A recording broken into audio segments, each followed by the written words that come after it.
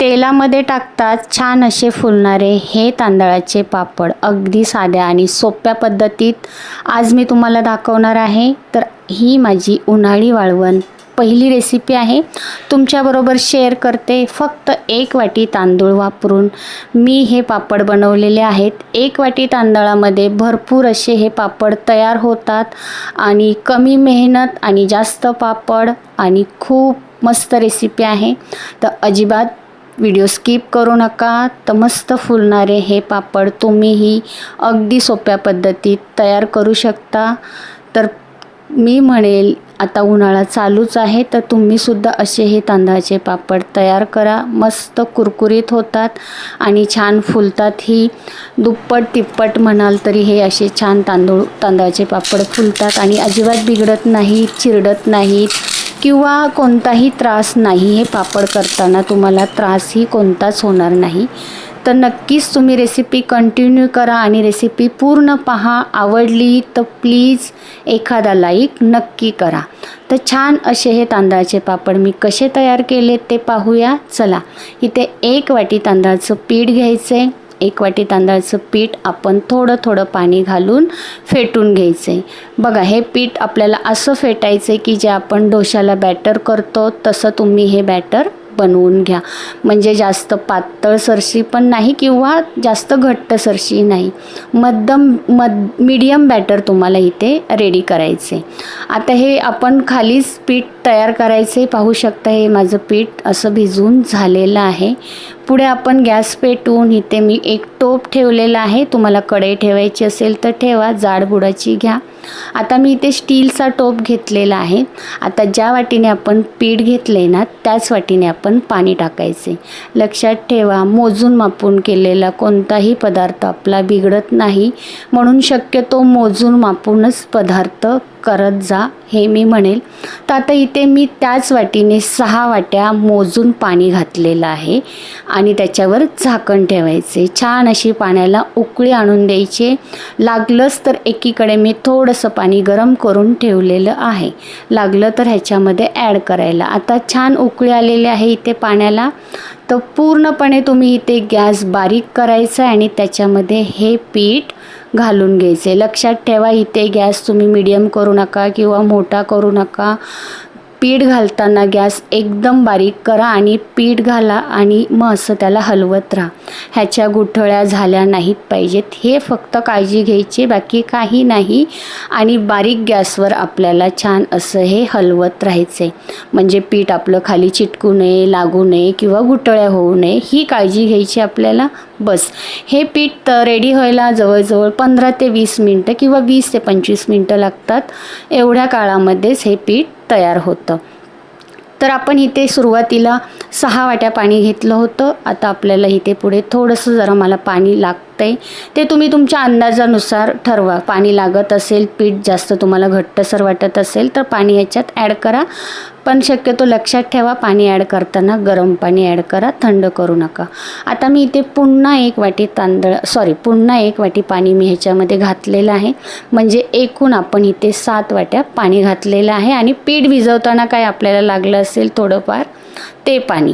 आता ह्याच्यामध्ये मीठ टाकायचे। मीठ तुमच्या चवीनुसार टाका, पण लक्षात ठेवा वाळवणाचे जे पदार्थ तुम्ही करत असताना तेव्हा त्याच्यात मिठाचं प्रमाण थोडंसं कमी करायचं, कारण की पदार्थ वाळला की त्याच्यामध्ये मिठाचं प्रमाण जास्तीच असतं, म्हणजे टाकतानाच मीठ थोडं कमी टाकायचं।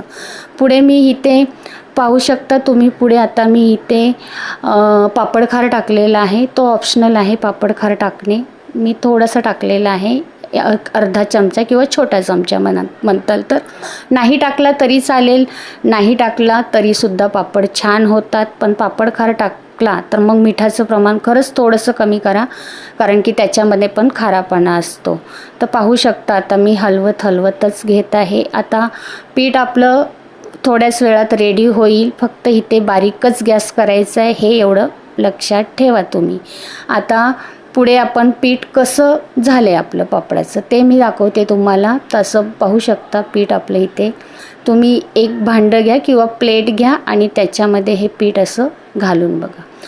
पीठ आपलं अजिबात असं खाली येत नाही, म्हणजे एका जागीच ते असं जमा होतं. प्लेट अशी फिरवून बघायची सर्व साईडकडून, पीठ असं खाली पडत नाही ना, म्हणजे खाली ओघळ येत नाहीत ना. खाली ओघळ नाही आले, एका जागी पीठ जमा झालं म्हणजे आपलं हे पापडासाठी पीठ रेडी झालेलं आहे असं समजायचं आहे. म्हणजे आपलं इथे पीठ आता रेडी झाले. उतरवून घ्यायचे पीठ, मी आता उतरवून घेतले.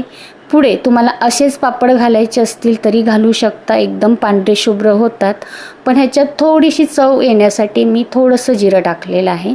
जिरं ऑप्शनल आहे, तुम्हाला नसेल टाकायचं तर नका टाकू, कारण की जिरं टाकल्याने पापडाचा कलर थोडासा चेंज होतो, म्हणजे थोडासा पिवळसरपणा येतो.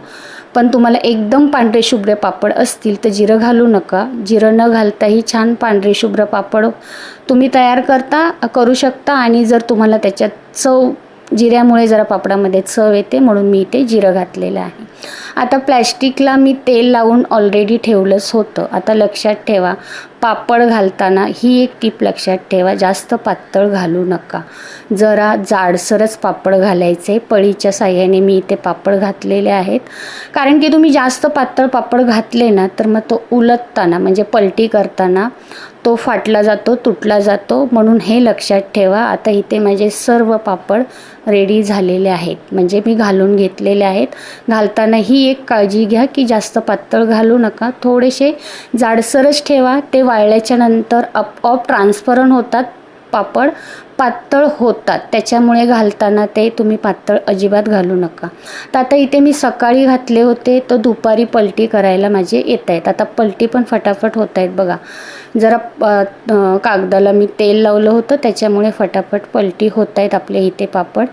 आता मी पूर्णपणे पलटी करून घेतलेले आहेत आणि 1 ते 2 दिवस छान असं ह्याला ऊन द्यायचे. मस्त वाळले ना की आपले पापड राहतात पण बरेच दिवस आणि छान टिकतात सुद्धा. तर रेडी आहेत आपले इथे 2 दिवसाने तयार झालेले वाळलेले तांदळाचे पापड. आहे का नाही साधी आणि सोपी पद्धत, अजिबात दगदग नाही, काही नाही. अगदी साध्या सोप्या पद्धतीत रेसिपी मी तुमच्याबरोबर शेअर केलेली आहे. आवडली आहे का तुम्हाला कमेंटमध्ये नक्कीच सांगा. एका वाटीमध्ये बघा किती पापड रेडी झालेले आहेत, बघू शकता तुम्ही. आणि वाळल्याच्या नंतर तुम्हाला मी बोलली होती ना पातळ होतात.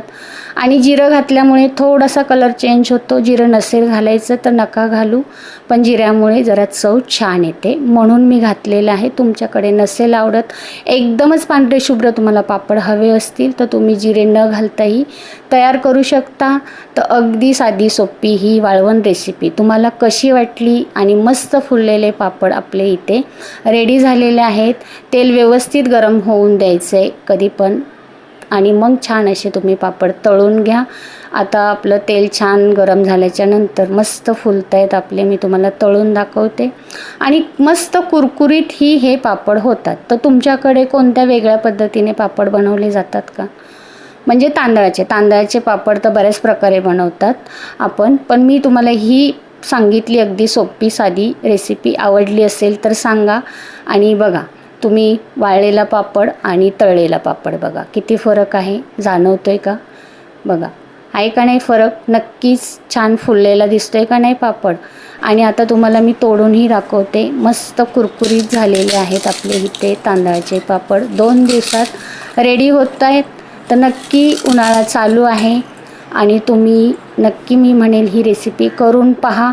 आणि आवडली असेल आणि चॅनल नवीनच पाहिलं असेल तर प्लीज लाईक करा, शेअर करा.